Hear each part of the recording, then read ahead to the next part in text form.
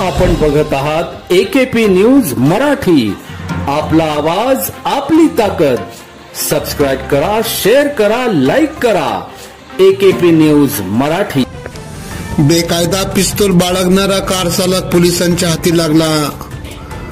Stop and search कारवाईच्या वेळी त्याच्या ताब्यातून कारसह अग्निशस्त्र व जिवंत काडतुसे असा सुमारे 7,32,000 रुपये किमतीचा मुद्देमाल हस्तगत करण्यात आला आहे. या प्रकरणी गंगापूर पोलीस ठाण्यात गुन्हा दाखल करण्यात आला.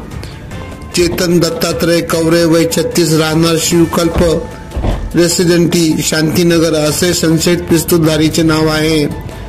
कॉलेज रोड भागात बीट मार्शल म्हणून कर्तव्य बजावणारे अंमलदार प्रवीण केदारे व सोपान निगड यांनी बुधवार दिनांक 26 फेब्रुवारी रोजी रात्री अन्य गस्ती पथकांना मदतीस बोलवून घेत अचानक नूरसिंहनगर रोडवरील नेर्लीकर चौकात स्टॉप अँड सर्च मोहीम हाती घेतल्याने संशयित जाळ्यात अडकला.